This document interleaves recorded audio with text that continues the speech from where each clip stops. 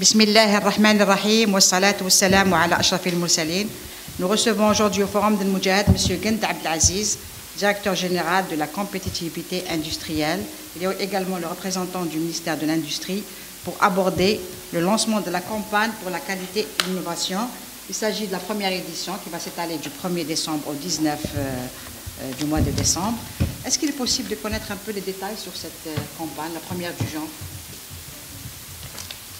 بسم الله الرحمن الرحيم والصلاة والسلام على أشرف المرسلين السيدات والسادة الصحفيين السيدات والسادة الزملاء السيدات المجاهد السلام عليكم. Je commencerai d'abord par remercier nos amis du Forum del Moudjahad pour nous avoir donc donné cette opportunité et offert cette tribune donc pour qu'on puisse s'exprimer donc sur un sujet qui nous a toujours donc préoccupé, qui est un sujet qui fait le plus gros de nos efforts donc au ministère de l'Industrie et des Mines, celui de la qualité et de l'innovation. Nous avons jugé aujourd'hui qu'il est temps peut-être de communiquer parce que c'est quand même autour de l'infrastructure qualité, c'est des activités qui sont qui entrent au quotidien donc, de chaque citoyen, au quotidien donc, des opérateurs économiques, pour lesquels l'État a fait beaucoup de choses. Nous avons investi donc, énormément de ressources de tout genre, financières, matérielles et humaines, mais les résultats sur le terrain ne sont pas ce qu'ils devraient être. Il y a peut-être un peu de méconnaissance de la chose. Et nous avons jugé au ministère de l'Industrie qu'il est grand temps qu'on commence à parler de ça avec les acteurs concernés, donc les professionnels, les associations de consommateurs et surtout la presse et les médias, dans la mesure où c'est eux un peu le porte-parole, disons, c'est eux qui peuvent faire l'écho de ces efforts-là, de sorte à ce que ces efforts puissent aboutir à ce qui est recherché. Et c'est une idée qui a germé depuis un bon bout de temps, et ce n'est qu'aujourd'hui que, Dieu merci, on a peut-être les conditions qui nous ont permis d'aller de l'avant donc, pour le lancement de cette campagne qui va être dédiée donc,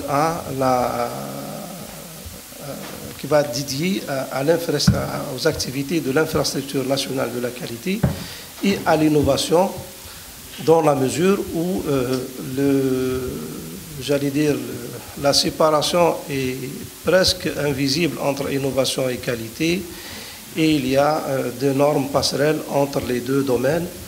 C'est pour ça que nous avons jugé utile d'en parler donc conjointement. Voilà.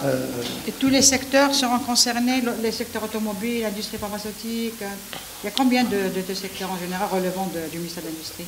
Madame, c'est une campagne qui vise à faire de la qualité et de l'innovation des réflexes au quotidien des Algériens, donc qu'ils soient un producteur automobile, qu'il soit un enseignant dans une université, qu'il soit une infirmière dans un hôpital, la qualité n'a pas de secteur en particulier. Est-ce que vous avez ciblé des secteurs ou c'est tous les secteurs qui sont concernés? On va faire... C'est des échantillons qui ont été choisis? Peut-être les échantillons qui ont été choisis, c'est les success stories. Les gens qui ont compris la chose depuis longtemps et qui se sont investis dans cette démarche.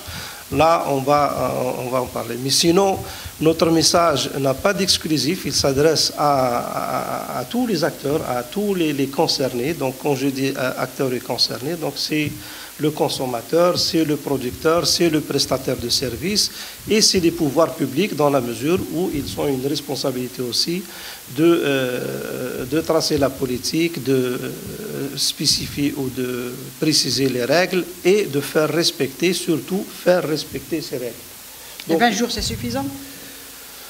Nous avons jugé quand même, c'est quand même un sujet qui peut être quotidien, c'est un sujet de tous les jours, mais je suppose qu'une vingtaine de jours, c'est assez, j'allais dire, productif, assez fructueux. Donc, et la manière du déroulement de cette campagne, ça va être des portes ouvertes Alors, la manière du déroulement, justement, on va investir, entre parenthèses, toutes les tribunes possibles, tous les espaces qui seront en notre possibilité, tous les moyens et supports qui sont utilisés, on va s'en servir. Donc il y aura des séminaires, de gros séminaires, entre parenthèses, une conférence spécifique par activité de l'infrastructure qualité. Il y aura des ateliers, il y aura des conférences débats et on va essayer aussi de faire appel. Et c'est pour ça que nous avons commencé aujourd'hui par cette tribune pour que nos amis journalistes puissent être informés à l'avance et avoir suffisamment de recul donc, pour se préparer à nous accompagner et surtout se préparer à nous fournir peut-être l'aide qui devrait être la leur pour qu'eux puissent donc participer à cette mission d'information, de sensibilisation autour de ces thématiques-là qui sont d'une grande importance donc, pour la vie de tous les jours des citoyens et pour l'économie nationale et particulièrement l'industrie nationale. Merci M. Gant.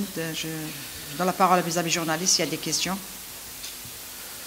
Donc, je vais revenir à M. Gant. Vous serez donc présent sur la campagne, touchera tout le territoire national. Absolument. Donc, l'activité commerciale, économique et industrielle, elle n'est pas l'exclusive d'Alger. Donc, il y a des activités sur le territoire national.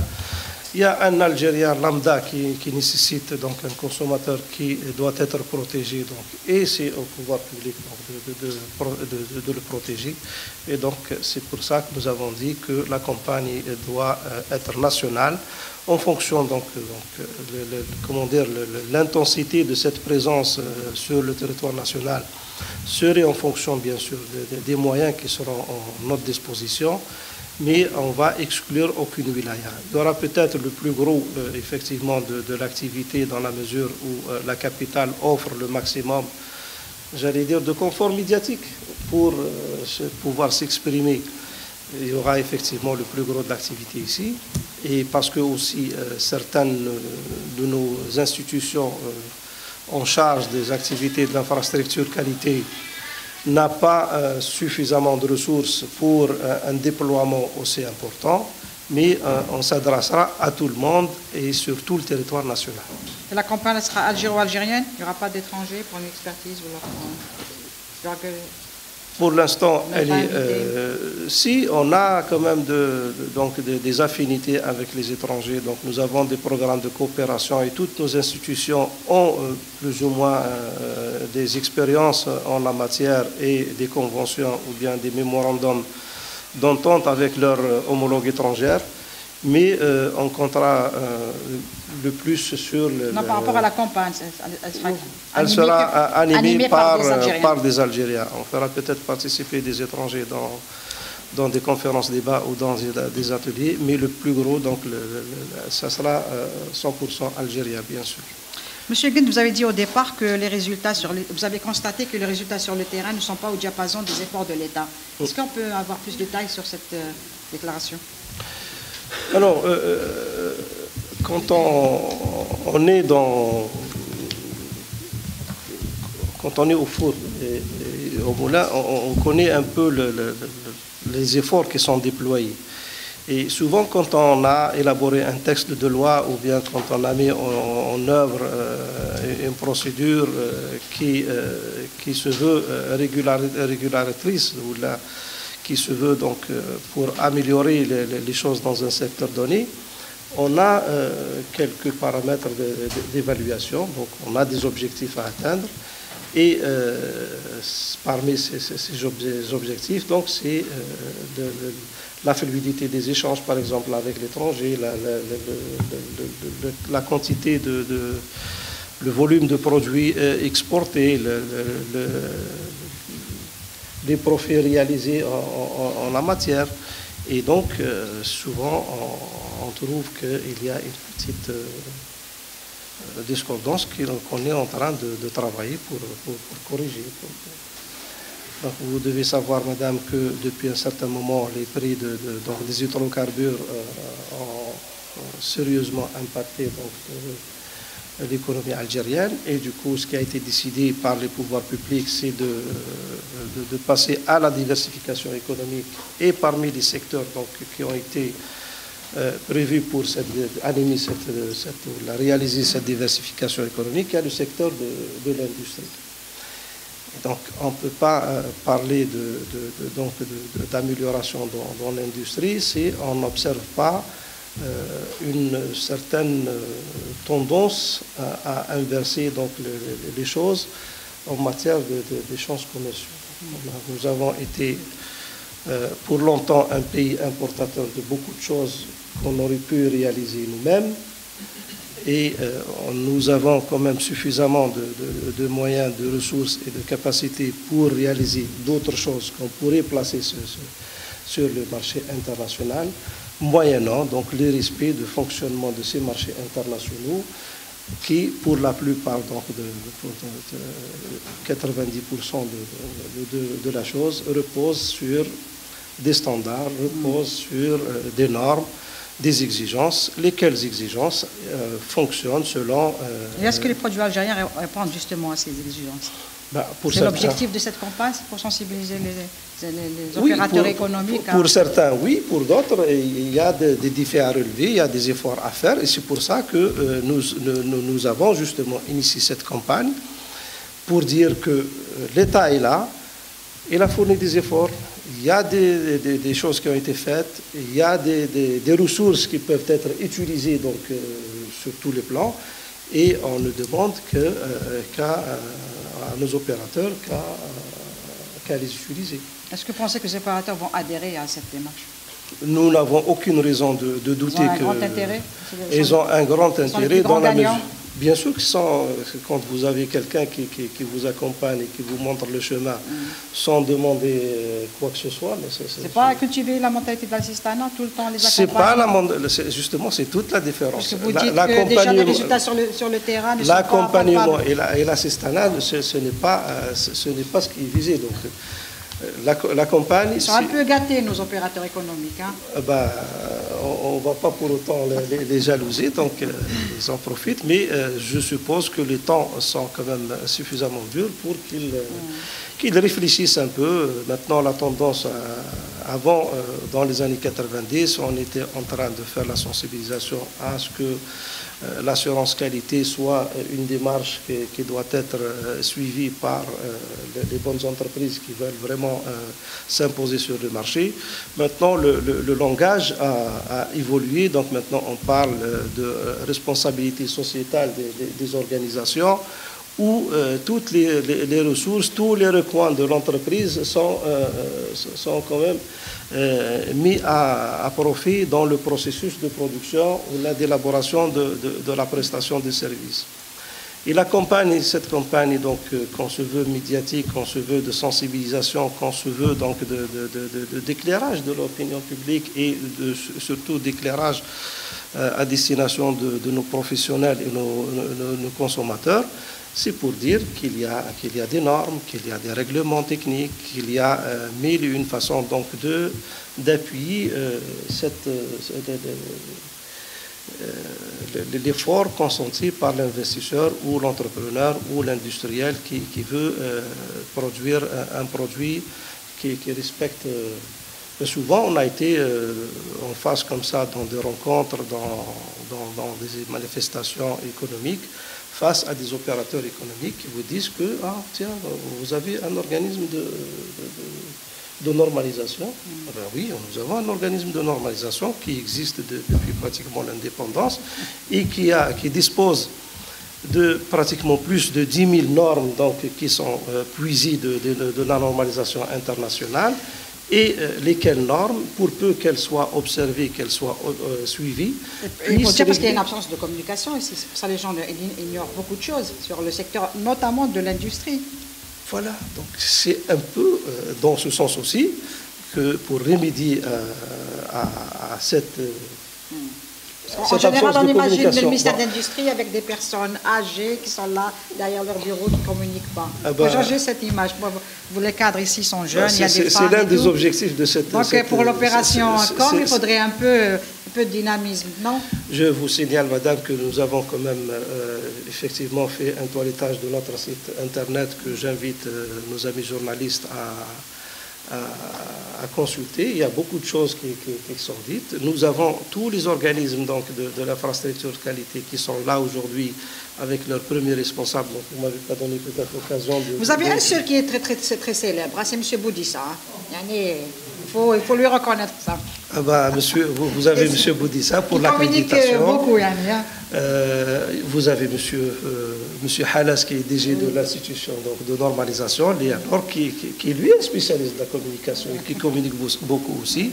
Vous avez M. Belmehdi qui est le directeur général de l'Institut national algérien de propriété industrielle, qui lui aussi communique bien et dont l'Institut a un bon site internet. Vous avez M. Msili qui est le directeur de l'Office national de métrologie légale et qui, d'ailleurs, c'est le seul donc, organisme sous tutelle du ministère de l'Industrie qui a une couverture territoriale nationale et qui est très actif et qui est en contact quotidien avec les industriels, notamment ceux qui sont utilisateurs d'instruments de mesure ou d'équipements de mesure. Et vous avez notre charmante directrice générale de l'Institut national de la productivité et du développement industriel qui, elle, dirige le bras de formation du ministère de l'Industrie et des Mines. Donc vous avez toutes les activités de l'infrastructure qualité qui sont couvertes. Nous avons quand même des gens dynamiques. Ils ont des sites internet plus ou moins interactif, mais ce qui a relevé, c'est que l'information est liée. Ce qui est certain, c'est que pour celui qui a besoin de quelque chose, quand il cherche, il la trouve l'information. Peut-être qu'on n'a pas été jusque-là assez offensif pour faire ce genre de choses, d'ailleurs, et je vous remercie pour l'occasion. Les portes sont ouvertes. Monsieur Guinte, si vous permettez, pour rester dans l'opération COM, concernant cette campagne, bon, vous avez commencé par cette conférence de presse pour expliquer aux journalistes de quoi il en ressort pour cette édition, la première du genre qui va commencer le 1er décembre. Est-ce qu'il y a d'autres opérations? Il reste encore 10 jours pour le lancement. Le 1er décembre, on va démarrer. Oui, on va démarrer. Donc, nous avons prévu un programme et un certain nombre d'actions et d'activités. Donc, on aura... Pas de la campagne en elle-même, je parle avant la campagne.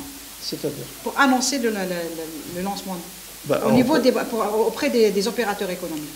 On va utiliser les autres tribunes que nous avons utilisées jusque-là nous avons les chambres de commerce et d'industrie, nous avons nos structures de wilaya, donc les directions de l'industrie des mines, nous avons les structures locales de l'Office national de la métrologie légale, et nous avons aussi les pépinières d'entreprise. Nous avons les centres algériens d'appui, les centres d'appui à la technologie et à l'innovation qui se trouvent un peu partout dans les entreprises et un peu partout disséminés sur le territoire national. Ce sont des tribunes qui sont à notre disposition, à notre portée et surtout qui sont animées par des gens. Donc vous avez... On peut faire du face-to-face avec ces gens-là dans la mesure où c'est géré par des personnes qui sont disponibles et qui croisent quotidiennement les opérateurs économiques et les consommateurs. Donc, ils continueront à faire donc, le relais dans les wilayas et ils vont également placarder des annonces dans des endroits. Il y aura des spots dans le pays? Oui, on compte faire des spots publicitaires donc, pour qu'on arrive à convaincre nos amis et collègues de l'NTD. Pour passer le message. Pour passer le message et surtout pour comptabiliser. Voilà, d'intérêt général. Donc, pour comptabiliser le message en tant que tel. Donc ça va nous faciliter. Les chaînes privées sont là, ils peuvent les faire passer gratuitement. On va les solliciter, en tous les cas, notre spot est lancé un appel ici, à partir de Forum. L'appel est lancé. Merci madame pour m'avoir tendu la perche, effectivement.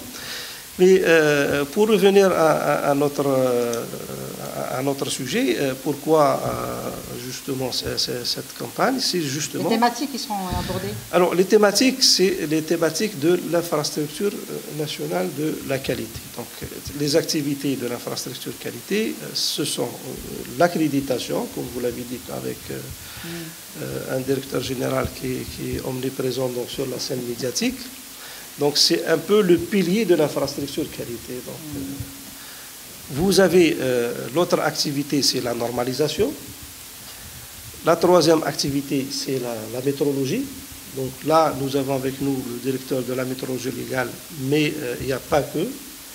Et puis, l'autre activité de l'infrastructure qualité, c'est l'évaluation de la conformité. C'est cette activité-là qui... Elle vient au bout de la chaîne? C'est pas au bout de la chaîne. Donc l'infrastructure de qualité, c'est comme une table comme ça, avec 4 pieds. Donc ces 3 pieds-là, ils sont du ressort du ministère de l'Industrie et des Mines.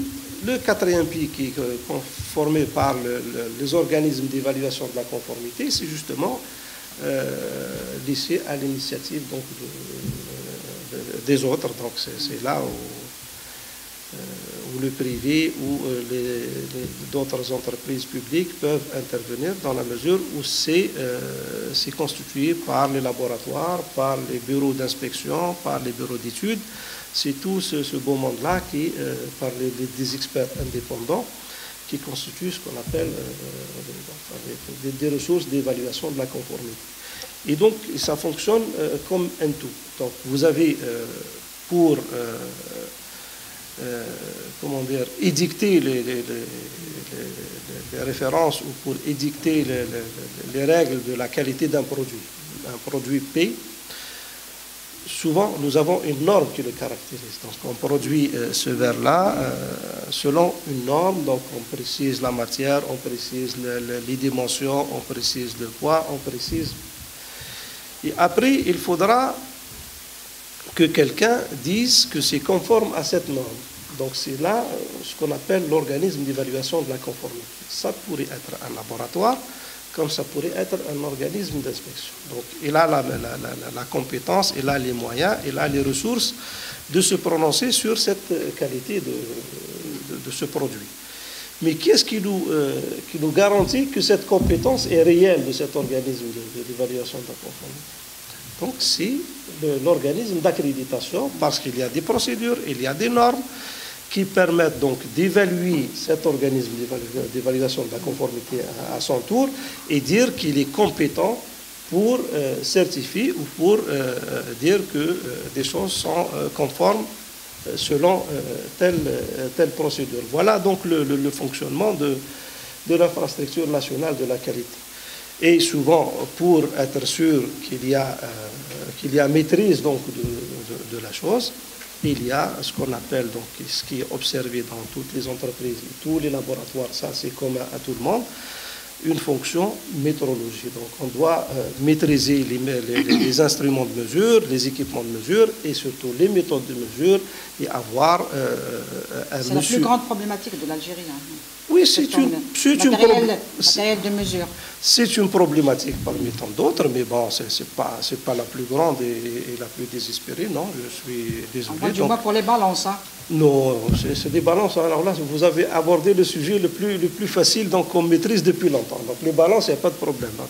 Et d'ailleurs, pour les balances, pour votre information et l'information de nos amis journalistes, avant-hier, donc le vendredi 16 novembre, on a changé la définition du kilogramme. On est passé à une autre définition. Donc, il n'y a plus le kilogramme physique au niveau de l'institution internationale qui s'occupe du poids et mesure. On est revenu à un kilogramme vraiment mathématique, physique, mais très précis à 14 ou 19, enfin 0 après la virgule.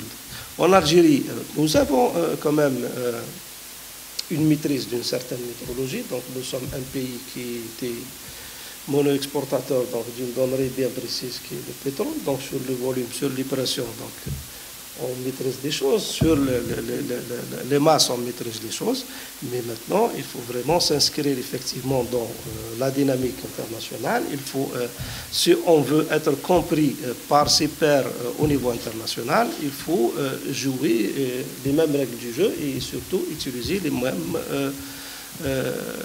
moyens de jeu. Et la contrefaçon, elle a sa place dans cette campagne? Elle a sa place, voilà, madame. Là, j'en reviens justement, j'en arrive au quatrième axe qui d'ailleurs qui va démarrer le premier. C'est l'axe qui est dédié à la propriété industrielle. Donc, quand on parle de propriété industrielle, souvent il y a le risque de la contrefaçon. Mais avant qu'il y ait propriété industrielle, il y a eu quelque chose qui s'est passé bien avant, c'est une innovation ou une invention. Et donc c'est toute la prérogative un peu de l'Institut national de propriété industrielle qui est là pour justement protéger les droits des inventeurs et des innovateurs. C'est dans le chapitre innovation. C'est dans le chapitre innovation et qui ne peut pas être dissocié de la propriété industrielle dans la mesure où la protection des droits de propriété intellectuelle est le garant un peu de la continuité de l'existence d'une certaine innovation. Et nous, dans cet objectif, justement, c'est d'abord, il y aura une activité annuelle qu'on est en train de réaliser depuis bientôt une vingtaine d'années. C'est le Salon national de l'innovation. Donc c'est tout le beau monde de l'innovation et de l'invention qu'on réunit pendant une petite semaine sur Alger.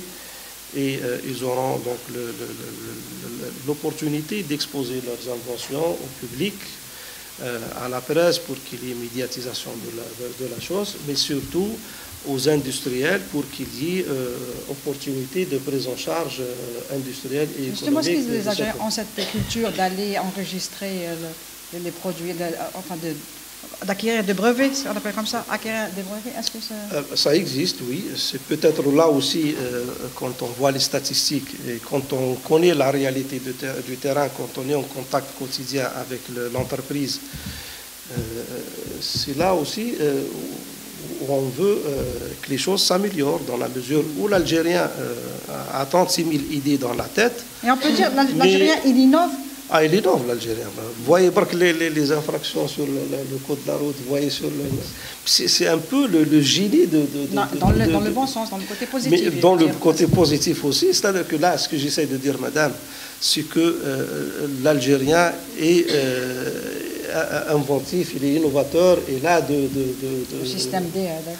Voilà, donc il a de la suite dans les idées, mais peut-être que souvent on sous-estime un peu l'utilité, la taille de ce que nous avons inventé. Et donc on se dit qu'il n'y a pas lieu d'aller l'enregistrer, pour ça servirait à quoi? C'est aussi l'un des objectifs de cette campagne pour dire que l'Algérien qui a les moyens d'être inventif, d'être créatif, il est encouragé, et il est protégé, et il est accompagné par l'État pour faire de sa petite idée une entreprise grandiose. Maintenant, le plus gros dans certaines économies se joue dans les start-up, se joue dans les entreprises innovantes. Et là, Dieu merci, par exemple, nos informaticiens, c'est un produit qui est recherché par le monde, donc c'est des gens qui ne chantent pas. Est-ce que tous les opérateurs économiques savent qu'ils sont obligés d'aller vers la qualité? C'est un passage obligé, que ce soit pour vendre en Algérie ou pour aller vers l'exportation? Normalement, c'est un réflexe automatique, madame. Pour un chef d'entreprise, s'il lance une entreprise, elle est faite, elle est créée pour réaliser du profit. Mais on peut réaliser du profit pendant un one-shot comme ça, pendant le lancement d'un produit, et disparaître après. Mais pour un chef d'entreprise qui a vraiment l'étoffe de chef, quand on lance une entreprise, on pense d'abord à sa pérennité, on pense d'abord et le plus gros de la pérennité d'une entreprise se joue avec son client. Donc une entreprise doit mettre son client au centre de ses préoccupations. Elle est là, elle existe pour son client. Donc la satisfaction de ce client-là est le maître mot de ce chef d'entreprise. Donc quand on a compris ça, le reste... C'est la qualité ou la disparition? C'est la qualité ou la disparition. Explique le taux de mortalité des entreprises? Peut-être pour une des raisons partie, oui. Dès qu'on a compris qu'on n'a pas d'autre choix que la démarche qualité, le reste c'est facile, c'est des normes. Le consommateur algérien est exigeant. Il est exigeant. Et la concurrence aussi. La concurrence, elle est là. Donc, il y a la concurrence, il y a l'exigence du consommateur. Et puis, il y a aussi un certain pouvoir public qui sont derrière une catégorie de produits qui ont une incidence directe sur la santé ou la sécurité du consommateur. Donc, la meilleure des qualités ne peut pas être hors la loi. Elle doit respecter donc, la réglementation, elle doit respecter les règles du jeu. Je ne sais pas si mes amis journalistes ont des questions. Vous êtes bien silencieux aujourd'hui. Donc, je voudrais revenir, puisqu'on parle de taux de mortalité. Au départ, vous avez parlé de cette campagne sur le centre d'intérêt des success stories. Ils sont nombreux? Oui, il y en a beaucoup. Donc, les gens qui ont... D'abord, nous avons chaque année, pour justement en matière de sensibilisation, nous organisons chaque année des journées d'études dédiées à chaque activité de l'infrastructure qualité. Donc nous avons la journée nationale de l'accréditation, la journée nationale de la normalisation, nous avons des journées de la propriété industrielle, nous avons la journée nationale de la météorologie. Et dans chaque journée, donc, c'est une opportunité pour ressasser un peu le discours pour la qualité. Et pour couronner un peu nos journées, nous avons le prix algérien de la qualité, qui est décerné à la meilleure entreprise, donc, qui a des produits de qualité, qui observe aussi l'assurance qualité comme un mode de fonctionnement. Donc ça, nous sommes à la 20e édition, la 18e édition. 23. Ah, 14e, si on diminue, c'est la 14e édition, donc on va le décerner justement au dernier jour de cette édition. C'est un peu, comment dire, l'apothéose pour clôturer cette campagne. Et je vous garantis, madame, qu'il y a déjà une bonne vingtaine, un peu plus qu'une vingtaine d'entreprises qui sont en compétition pour cette prix. On a ce petit nombre de trentaine parce que dans la procédure du prix, on a éliminé ceux qui ont déjà eu le prix. Qu'ils ont été déjà primés. Qu'ils ont été déjà primés, donc gentiment ne sont pas admis. Pour donner la chance aux autres, mais, il y a eu de la compétition, il y a eu des entreprises qui ont obtenu vraiment des scores très, très importants suite à l'évaluation, de sorte à ce que, d'ailleurs, normalement, je ne devrais pas le dire, Halas, pour la circonstance, comment dire, la compétition est tellement serrée qu'on a été obligé d'aller à un deuxième tour entre un certain nombre d'échantillons. C'était un ballottage. Pratiquement, oui. Donc, pour vous dire que la qualité, il y a des gens qui ont déjà compris l'intérêt et la nécessité. Ce n'est plus... Et le nombre de participants, il augmente d'année en année pour acquérir ce prix? Disons qu'il y a une certaine stabilité autour de 30 à 50, comme ça, par bon an, mal an, c'est un peu ça. Et parce que dans les conditions justement d'accès, il faut que l'entreprise soit déjà certifiée selon les normes d'assurance qualité. Et là, j'ouvre un petit, justement, pour donner une information qui, d'ailleurs, à notre grand étonnement, elle est disponible sur notre site Internet, qu'il y a un fonds pour la promotion de la compétitivité industrielle et peu de gens, peut-être le savent, ou à la rigueur, peu d'entreprises. C'est un fonds d'aide? C'est un fonds d'aide. Bon, c'est vrai que c'est une aide octroyée selon des procédures et des règles d'orthodoxie financière, mais c'est une aide à fond perdu, comme on dit. Merci, M. Gund. Oui, mademoiselle, vous présentez, s'il vous plaît. صباح الخير. ياسمين بن حمادي، الإذاعة الوطنية القناة الأولى. سيدي، نرجع إلى الصالون إن أمكن بطاقة تقنية عن هذا الصالون، عدد المشاركين، ربما أهم المشاركين، أهم الندوات التي ستبرم خلال هذا الصالون الذي سيعقد في 3 ديسمبر. السؤال الثاني، ربما نعود إلى مشروع قانون المالية الذي تم المصادقة عليه بالمجلس الشعبي الوطني وسيتم المصادقة عليه وسيتم المرور إلى مجلس الأمة. أشار مشروع القانون لسنة 2019 أن قطاع الصناعة سيكون من بين القطاعات التي ستساهم في تحفيز النمو لسنة 2019. ربما رأيكم في هذه النقطة أنه بند مهم من خلال أن المؤسسات الصناعية ستتمكن من التحفيز أكثر في هذه النقطة. شكرا. سؤالين. Je pense, on prend une autre question ou bien on... على كل حال صالون الابتكار ينطلق إن شاء الله يوم 3 ديسمبر. نفضل يعني نترك الكلمة للمدير العام للمعهد الوطني للملكية الصناعية، لأنه الهيئة اللي تمول هذا الصالون، الهيئة اللي تشرف على تنظيمه سنويا يعني. وهذا يعني للتذكير أنه من بين يعني الأمور اللي تقوم بها الدولة الجزائرية لمساعدة المبتكرين و يعني ترقية ثقافة الابتكار في المؤسسات أو لدى الأشخاص. فيما يخص الشطر الثاني لسؤالك، أنه بالفعل فالصناعة، قطاع الصناعة من القطاعات اللي كانت في يوم من الأيام تضمن يعني لحد 22% من الناتج القومي الخام. مرت الجزائر بظروف يعني خلات هذه الصناعة يعني تفقد نوعا ما من هذه الكفاءة في المساهمة في الناتج الوطني الخام.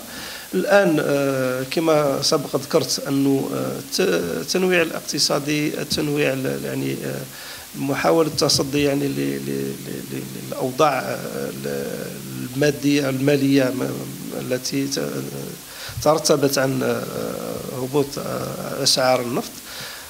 من بين الاستراتيجيات أنه الاعتماد على الصناعة كقطاع فعال للعودة بهذا يعني الفعالية الاقتصادية للبلاد. ويعني من طبيعي أنه القانون المالية يكون يعني في هذا الاتجاه. يعني لو سمحتي نخلي له الكلمة فقط للسيد بالمهدي، المدير العام للمعهد الجزائري. Vous venez, monsieur. Soit.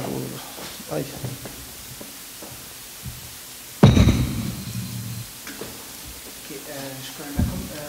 بالنسبة للصالون الوطني للابتكار راح ينظم هذه السنة في طبعته الثامنة، donc c'est la 8e édition du Salon national de l'innovation.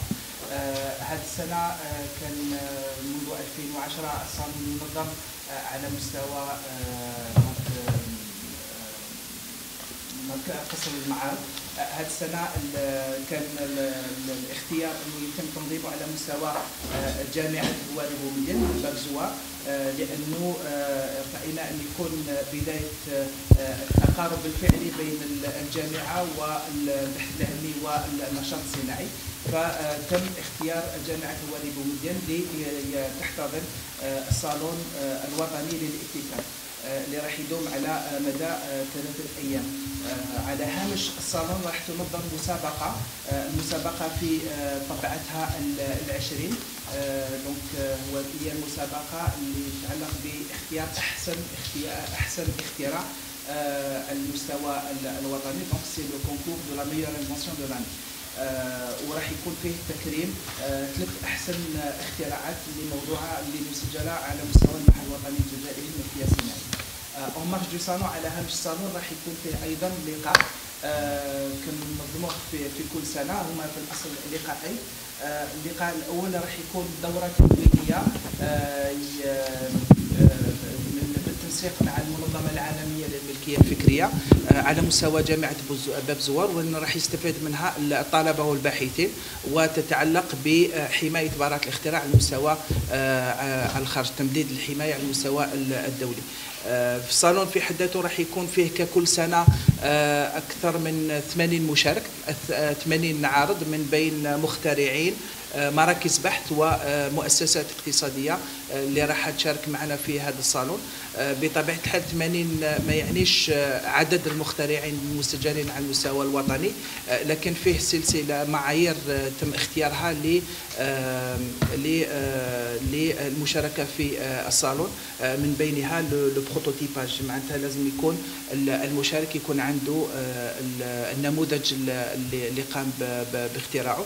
هذا من بين احد شروط. فيه بعض المخترعين اللي ما توصلوش الى صناعه هذا النموذج، فيتم تاجيلهم اللقاء او الصالون القادم.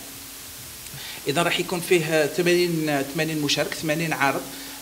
راح يكون فيه ايضا قلت مسابقه، فيه لجنه اللي راح تقوم بدراسه الملفات واختيار ثلاث احسن مخترعين لسنه 2018. هما شباب المشاركين، كامل شباب ولا؟ تقريبا اغلبيه المشاركين هم شباب لانهم جامعيين باحثين. فيه ايضا فيه من مختلف الفئات، في حتى مؤسسات اقتصاديه، في حتى مراكز بحث، فيه كما نقولوا احنا دي بارتيكولي مواطنين عاديين. Le genre d'invention, vous avez une idée quel genre d'invention Alors oui. من شحال من واش لواش؟ حاجه صغيره حاجه كبيره؟ لا، فيه كل قطاعات، لكن تقريبا لا plupart des inventions c'est des inventions qui liées au domaine parapharmaceutique، نسموهم احنا les nécessités de vie et généralement l'électronique. Donc c'est les deux domaines où فيهم les inventions donc et ce sont tous des universitaires les participants? Alors, la plupart c'est des universitaires, mais on peut trouver des techniciens, des particuliers, les ont une expérience assez intéressante. L'essentiel c'est les inventions, c'est ils peuvent montrer ce qu'ils ont comme compétences, comme solution technique, parce que si on veut définir l'invention, c'est une solution technique, un problème technique. Et le but essentiel, c'est de les mettre en valeur, essayer de les valoriser leur travail. Shukran. Voilà. Shukran. Merci à vous. D'autres questions, s'il vous plaît? Si vous permettez, M. Gund, moi je voudrais revenir sur cette signature de convention entre le groupe industriel, et Yanor pour l'hébergement. C'est quoi au juste? Alors, sur ce... Quelque chose de nouveau, c'est... Non, c'est une pratique qui se fait sous d'autres cieux, et il faudra qu'on précise une chose, que l'activité de la normalisation est une activité qui est assurée par l'État. الدولة هي اللي تمول يعني نشاط التقييس. في هذه السنوات الأخيرة خاصة 4 سنين هذو يعني ان بارتيكولي اللي حضرت لهم انا شخصيا، شفنا المعهد الوطني للتقييس قام يعني des efforts énormes. On a dépassé pour pas mal de fois le programme de normalisation, de production de normes. Pour atteindre ces résultats, يعني الوصول للنتائج هذه des efforts colossaux ont été consentis par l'Institut lui-même, donc son personnel, ses cadres que je remercie au passage, et ses différents employés. Et c'est des efforts qui nécessitent aussi des moyens. Donc c'est des salles de réunion qui doivent être prêtes à une heure H. C'est un accueil des membres du comité de normalisation. Des fois, le projet de norme nécessite beaucoup de discussions et pour arriver au consensus, ça prend une journée entière de travail. Et ces comités de normalisation sont constitués par les principaux acteurs que la norme intéresse. Donc, les producteurs du produit concerné par la norme et d'éventuels consommateurs ou utilisateurs de ces produits. Et donc, on a organisé les activités donc, de production de normes en fonction donc, de ces secteurs-là. Et souvent, on trouve une entreprise qui est dans 2 ou 3 comités. Alors, on s'est dit, pour la pratique, au lieu de déplacer tout le monde chez les normes, ces entreprises-là peuvent accueillir donc, les travaux de ces comités pour juste assurer la logistique, assurer une certaine, entre parenthèses, parrainage de ces réunions. Et du coup, on va voir par affinité. Donc, on a discuté l'idée avec plusieurs groupes industriels, notamment les groupes publics qui sont, par exemple, le groupe chimie. Donc, vous avez le comité technique chimie, le groupe métallurgie, donc vous avez certaines activités, ainsi de suite. Donc, ces groupes-là vont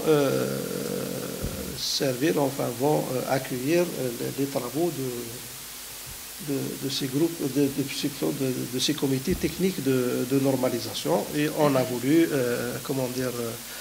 régler ou encadrer la chose par une petite convention qui sera signée entre le directeur général de l'Institut et le DG ou le PDG du groupe industriel considéré. Donc, et le terrain est ouvert au groupe public comme au groupe privé. Donc, il y a des groupes privés qui sont intéressés justement par la normalisation de leurs produits ou de leur activité, qui sont à l'écoute du changement du marché de leurs produits et donc l'évolution des normes qui caractérisent leurs produits, et par conséquent sont prêts à être des acteurs plus ou moins dynamiques pour accompagner.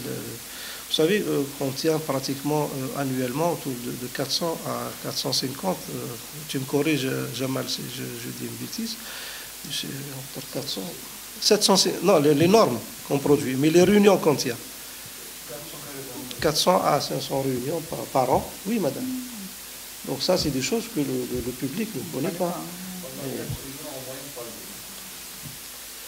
Donc si l'Institut est soulagé donc, de la logistique, ça permettra donc... c'est pour ça que vous ne communiquez pas, vous communiquez entre vous. Bah, on communique entre nous, oui, mais bon, il y a des choses... Mais il n'y a qu'une pas, M. Gend. Je ne sais pas s'il y a d'autres questions. Je voudrais pas revenir, M. Gend, sur... Je vois que le chapitre contrefaçon, vous dites que la sensibilisation sera destinée principalement aux magistrats. Qu'est-ce que je lis? Pas principalement aux magistrats. Donc la sensibilisation, la contrefaçon, c'est un fléau international qui a touché pratiquement qui touche à tous les secteurs.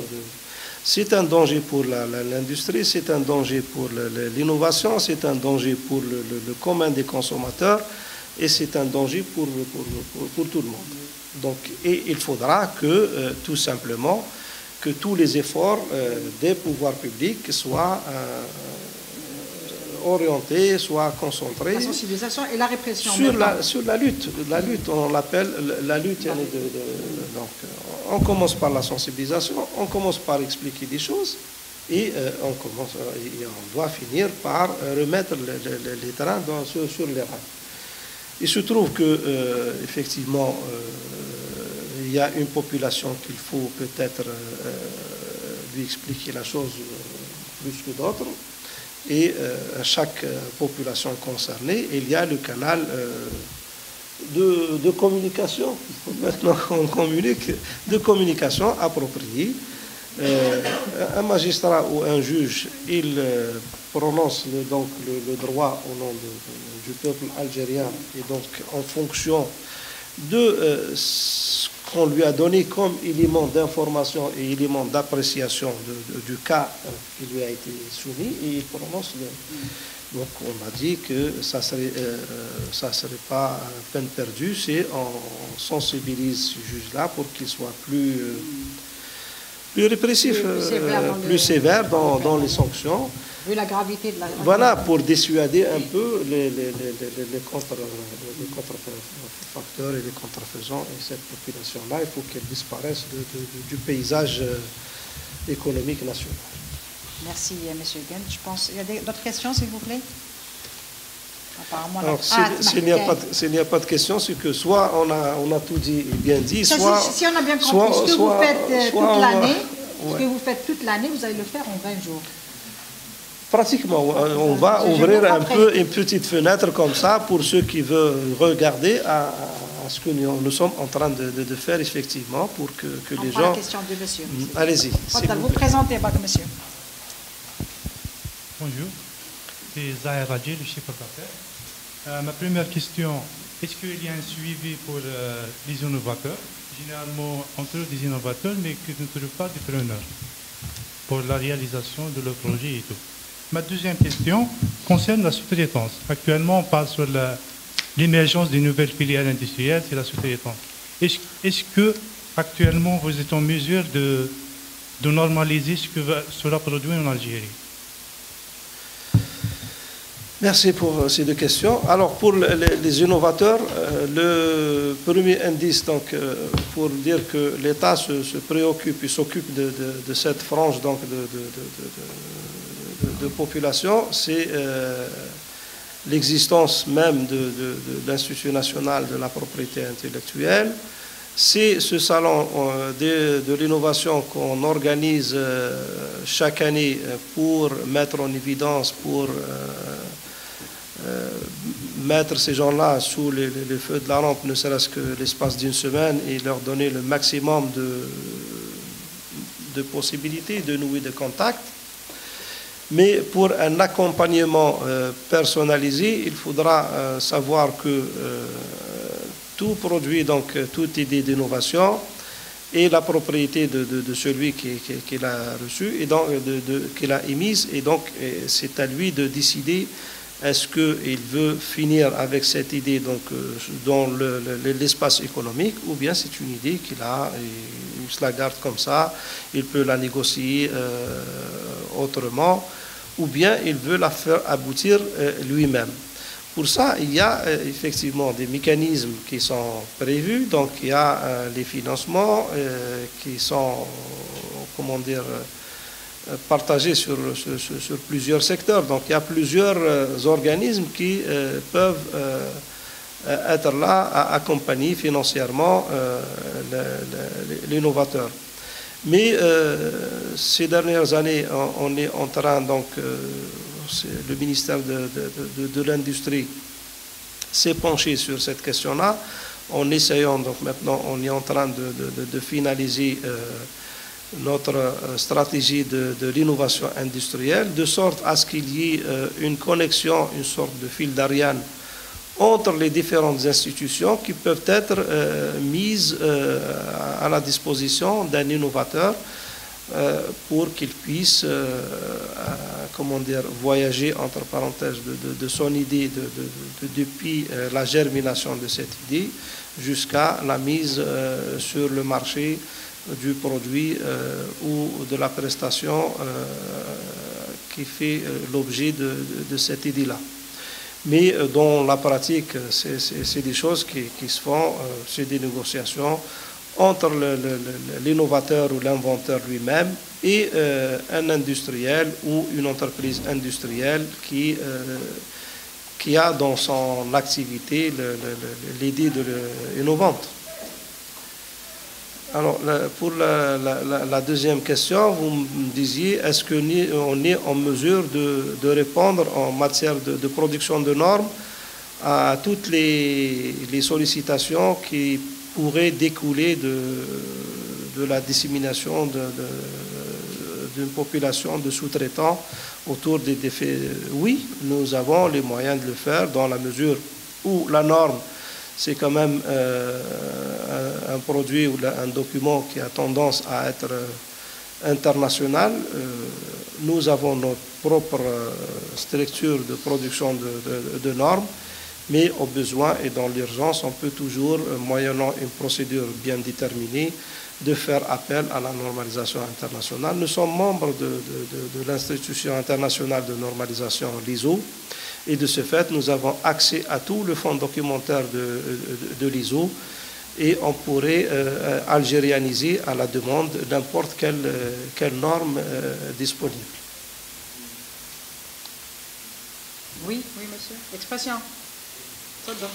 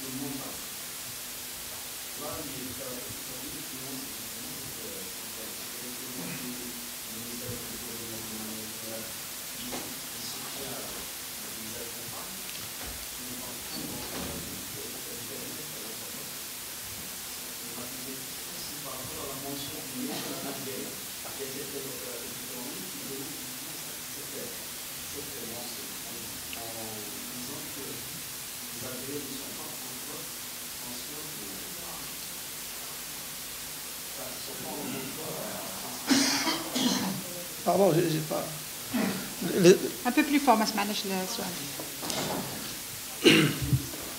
le Donc, les Algériens ne sont pas... Sur le mail d'Algérien.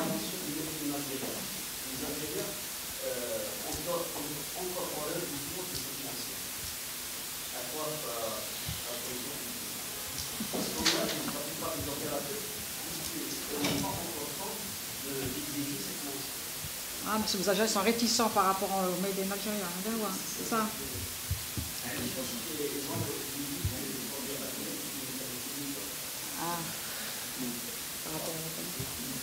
Ça dépend.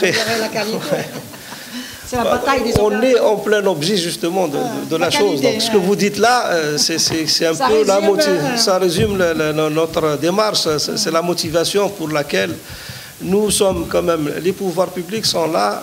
J'ai expliqué tout à l'heure pour tracer des politiques, pour fixer des règles, donc et de commun accord avec les acteurs concernés, mais surtout pour faire respecter ces règles-là.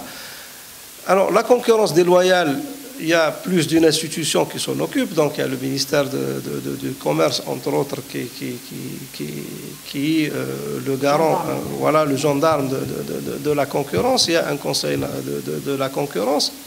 Et il y a effectivement les différents départements sectoriels, chacun en ce qui le concerne pour le produit. Puis, il y a aussi d'autres institutions. Il y a les douanes, il y a les services de sécurité qui sont... Pour peu que la nature de la concurrence déloyale ou bien l'instrument de la concurrence déloyale a été identifié, ça, pas question qu'on le laisse survivre. Donc, les efforts sont effectivement régulièrement déployés. La contrefaçon, par exemple, pour insister sur la contrefaçon, elle devient de plus en plus, j'allais dire, élaborée, scientifique pour certains, donc difficile de différencier entre le produit d'origine original et celui contrefait, et c'est pour ça que ce genre de rencontre, ce genre de campagne s'impose pour rappeler aux gens donc, la nécessité de rester vigilants. Mais les pouvoirs publics sont en effet à cheval sur cette question. Il n'en est pas question de jeter en pâture nos producteurs ou nos entrepreneurs. Donc ils sont là et ils ont le droit d'être protégés. C'est pour ça qu'il y a des normes algériennes. Il y a des règlements techniques algériens, il y a de la réglementation et de la législation algérienne qu'il faut qu'il soit respecté, et il y a des pouvoirs publics derrière. Concernant donc votre question sur la réticence. Moi, personnellement, je consomme algérien chaque fois que j'ai l'occasion de consommer algérien. Je ne peux pas aller dans le même sens que votre constat ou votre analyse de la chose. Mais le produit algérien, pour certains, effectivement, peut-être qu'il fait face... Il est plus cher. Il fait face à des défis que bon nombre d'opérateurs économiques sont en train de relever d'une manière brillante, et d'autres nécessitent peut-être doivent faire beaucoup plus d'efforts, et s'il faut qu'ils soient accompagnés, donc ils le sont, Inch'Allah.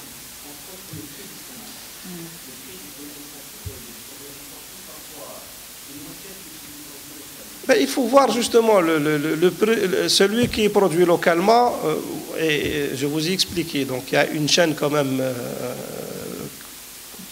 qui est respectée, qui est suivie scrupuleusement, et donc vous avez un producteur qui est sous la loupe de plusieurs organes, donc qui l'oblige à mettre son produit, qu'il soit sans risque sur la santé et la sécurité donc du consommateur, qu'il doit remplir plusieurs conditions. Quant aux produits importés, pour peu qu'il n'a pas été soumis à un contrôle aux frontières très rigoureux, très strict, on se pose sur l'origine de... Allez-y acheter un produit allemand ou américain ou européen, vraiment d'origine américaine ou allemande. Je vous défie de ramener un produit qui peut être moins cher que le produit national. Les produits pour lesquels on a des prix sacrifiés, ben, les origines d'abord sont douteuses de ce produit, et la qualité de ce produit, elle est douteuse aussi. Et c'est pour ça qu'on est là en train d'essayer d'abord de ramener nos producteurs à suivre les voies de la qualité, mais surtout à attirer l'attention du consommateur, à ouvrir les yeux du commun des Algériens, à ce qu'il fasse attention à ce qu'il achète. Donc il sacrifie 100 dinars plutôt il sacrifie un produit pour une différence de 100 dinars, et en bout de piste, il risque de ne pas utiliser ce produit-là plus de la valeur qu'il a acquis. Donc là, c'est quand même un travail de sensibilisation que je crois qu'il n'est pas uniquement, qui n'incombe pas uniquement au ministère de l'Industrie et des Mines. Donc il faut que tout le monde, et vous en première ligne, donc vous journalistes et faiseurs d'opinion, donc vous êtes dans les premières lignes justement de sensibilisation et un peu d'orientation de ce consommateur. Donc il faudra d'abord que vous faites vos investigations. Je ne vais pas faire de démagogie et vous inviter à défendre le produit algérien comme ça, les yeux fermés. Vous êtes des journalistes, vous avez certaines manières donc d'agir. Faites vos investigations, essayez de vous renseigner sur ce que vous allez couvrir comme produit. Il faut dire aussi que certains opérateurs, ils veulent qu'on interdise l'importation des produits qu'ils produisent. J'allais dire, c'est de bonne guerre, madame. Ils veulent fermer le marché. On ne peut pas fermer le marché pour les beaux yeux d'un producteur, comme ça, sur un coup de tête. Non, pour peu que ce producteur est convaincant, qualitativement et quantitativement, que son produit... Le choix est laissé au consommateur, c'est à lui de choisir. Le choix est laissé au consommateur. Maintenant, on a réglé cette question de prix avec la nouvelle taxe qui entrera en jeu, donc les droits additionnels provisoires de sauvegarde. Et donc, vous avez envie d'acheter un produit étranger. Pour le produit équivalent national, vous allez faire peut-être payer 100 à 120% de plus, et c'est tout.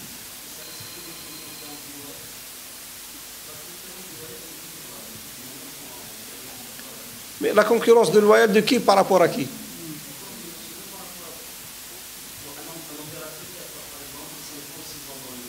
Oui.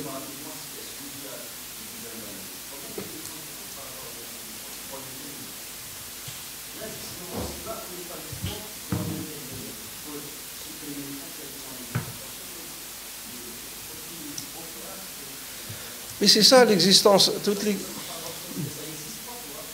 Non. Non. Non, je ne suis pas d'accord. Non, on n'interdit pas comme ça sur un coup de tête. On ne peut pas vivre en autarcie, on ne peut pas vivre... Et ça m'a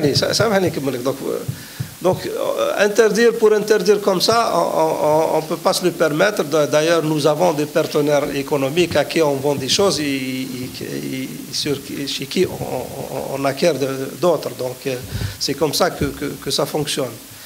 Donc, la seule façon d'interdire, c'est sur le plan technique. Donc, on peut, pour certains champs, l'État peut intervenir effectivement directement quand le produit touche à la santé ou à la sécurité du consommateur. Là, on intervient par ce qu'on appelle des règlements techniques. Et je peux vous garantir qu'on a, pas plus tard que cette année, produit au moins une demi-douzaine de règlements techniques qui sont publiés donc, sur le journal officiel que vous pouvez consulter. Et après, quand il y a un règlement technique, on regarde si les produits rentrent dans le champ de ces règlements techniques ou pas. Donc s'il n'est pas conforme, quel que soit son prix, s'il n'est pas conforme à mon règlement technique, il n'est pas accepté. Bien sûr, la production de ces règlements techniques, elle obéit à certaines normes, elle obéit à certains préalables. Entre autres préalables, s'il y a une demande nationale de protection. Donc, moi, je ne peux pas aller demain, par exemple, à l'OMC, être membre de l'OMC et dire, tiens, j'importe plus rien du tout de personne.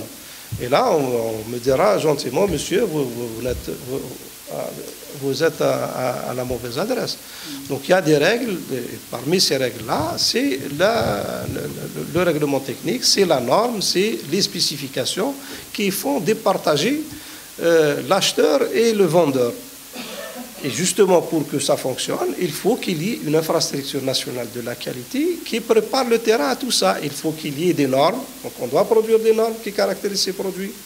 Il faut qu'il y ait des organismes d'évaluation de la conformité. Donc, il faut qu'il y ait des laboratoires, il faut qu'il y ait des experts pour tester ces produits, pour dire qu'ils sont conformes à ces normes. Et il faut qu'il y ait une institution nationale qui dit que cet expert-là connaît vraiment son travail et il a les moyens de prêcher la bonne parole en la matière. Et donc, ça donne toute la sécurité nécessaire dans la chaîne de production ou la chaîne d'importation jusqu'à la consommation finale du produit. Et là, aujourd'hui, justement, madame, si vous permettez, je reviendrai un peu en arrière parce que, bon, on n'a pas eu structuré de discours comme ça parce que, bon, je suppose que nous sommes venus quand même pour discuter, pour échanger avec les journalistes. Aujourd'hui, on a estimé nécessaire d'être un peu plus offensif en la matière parce que nous avons, sur le plan légal et réglementaire, parachevé pratiquement le cadre légal et réglementaire qui gère l'institution. Et on est en train de passer à autre chose. Donc, nous avons une loi qui s'occupe de la normalisation. Nous avons dans cette normalisation-là deux sphères justement différentes qui communiquent plus ou moins, mais qui sont séparées. Donc, il y a la normalisation qui relève carrément du volontaire, donc une norme, elle est libre à être suivie par qui veut. Et il y a la réglementation technique, là où j'ai dit, quand il y a un péril sur le consommateur, sur quelque plan que ce soit, l'État peut rendre obligatoire certaines dispositions. Donc, ce côté-là de l'activité, donc de l'infrastructure qualité, on a fini par élaborer la réglementation, la législation et la réglementation qui le caractérise. Nous avons attaqué un deuxième pavé, celui de la métrologie, et nous avons fini par avoir maintenant une loi qui instaure un système national de métrologie qui fédère tous les efforts donc, de la métrologie nationale, que ce soit légal, industriel ou scientifique. Et d'ailleurs, là aussi, il y a matière à investissement si vous pouvez être le porte-parole donc de la chose. Donc, sur ces deux activités, nous avons au moins couvert toutes les activités de l'infrastructure qualité en matière de réglementation. Maintenant, pour l'application de cette réglementation, il faut d'abord de la bonne volonté de tout le monde, donc utilisateurs, producteurs et pouvoir public, et il faut une certaine infrastructure physique. Donc, on s'est attaqué aussi à la chose. On est en train d'accréditer à tour de bras, donc M. Boudissa est là pour vous confirmer, et s'il faudra qu'il vous donne des chiffres, il le fera. Mais on est en train d'essayer, parce que c'est là où on a constaté que c'est, disons, un peu le ventre mou de notre infrastructure nationale de la qualité. Nous avons une institution de l'accréditation, une institution de la normalisation, une institution de la métrologie, une institution de la protection des droits de propriété industrielle, et il ne reste tout ce qui est évaluation de la conformité. Ça, c'est le libre investissement un peu des entreprises, des spécialistes, des scientifiques, et c'est là où le terrain continue à... Je ne vais pas aller jusqu'à dire vierge, non, il n'est pas vierge, il y a quelques opérateurs, quelques organismes, mais il faudra qu'on pousse les choses à atteindre une taille plus ou moins... on a fixé autour de 400 organismes d'évaluation de la conformité qui toucheraient tous les secteurs d'activité, pour dire que nous avons une infrastructure nationale de la qualité complète, affermie, qui pourrait assurer la certitude de juger sur la qualité de la prestation ou du produit consommé par l'Algérien. Et là, justement, c'est une activité qui peut être un créneau d'investissement à nos entreprises, à nos jeunes donc, qui diplômés, qui sortent de l'université, qui peuvent s'orienter directement sur ces activités-là. 2-3 ingénieurs dans une discipline ou plusieurs disciplines peuvent s'organiser entre eux et créer un laboratoire ou bien créer un bureau d'études pour l'activité d'inspection et être là au service de l'industrie et de l'économie pour aller dire que tel produit est conforme ou pas conforme à... Et pour la création justement de ce genre de laboratoire ou de bureau d'études, ça obéit au même titre que les entreprises. Donc je ne vois pas pourquoi on pourrait investir dans une entreprise de production, ne pas investir dans un laboratoire. Et je vous assure qu'il y a de l'activité, qu'il y a de la demande. Parce qu'on a tendance maintenant, l'orientation, c'est de mettre le maximum sur l'exportation. Donc on a commencé par l'import-substitution. Bon, c'est vrai que nous avons un marché suffisamment absorbateur, donc 40 millions de consommateurs, mais avec le temps, c'est un marché qui va être saturé. Donc la solution la meilleure, c'est dès le départ, réfléchir à exporter. Donc pour exporter, vous avez signalé que certains pays ferment leurs frontières, mais d'autres vous les ouvrent entièrement, mais on vous verrouille l'accès à ce marché avec des exigences normatives, des exigences réglementaires.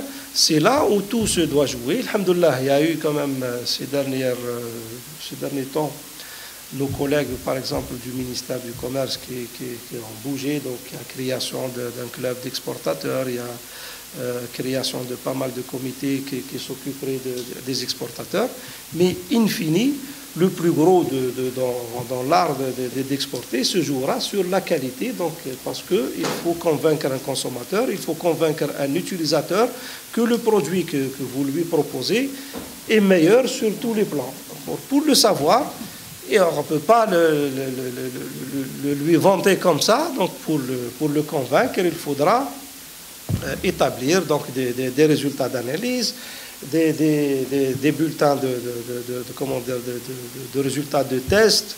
Et ces tests-là doivent être certifiés par des gens compétents, dont eux-mêmes doivent être certifiés par un organisme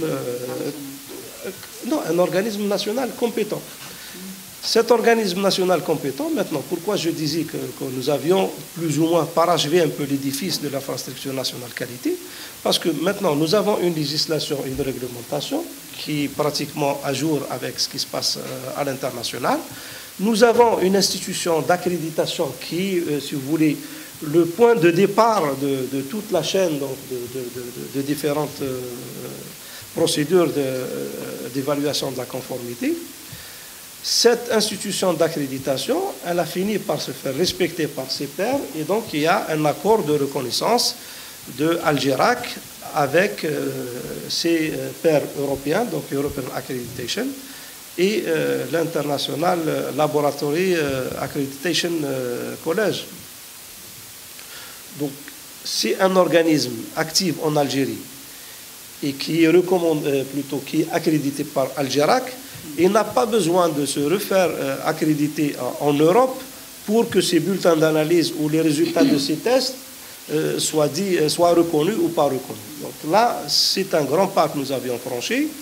Et maintenant, nos entreprises, nos industriels peuvent justement prendre cet aspect en considération. Et d'ailleurs, là, à travers vous, si vous permettez, je lance justement un appel à ce que... Justement pour clore cette conférence, M. Ben.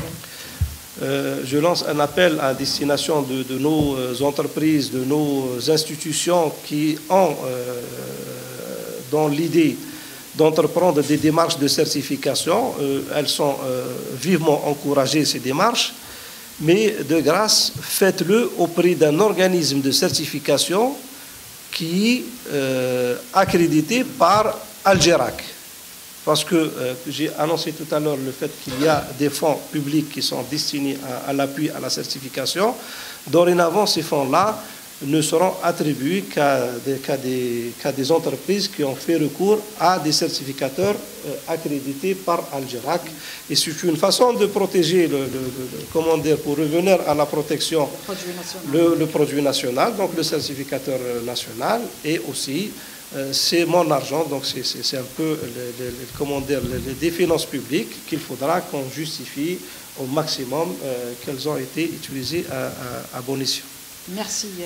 Gund. On vous souhaite une grande réussite pour cette première édition. Merci beaucoup. On se verra, Inch'Allah, pour la deuxième, Inch'Allah. Inch'Allah, il y aura une évaluation. On repassera gentiment ici chez vous. Et puis bon, nos amis journalistes, j'espère qu'on aura l'occasion de les croiser à nos différentes activités. Donc, je vous invite ils sont cordialement invités. Cordialement invités et surtout cordialement suppliés de... Faire passer le message. Voilà, de faire passer le message. Merci. Merci, M. Gund. Bonjour.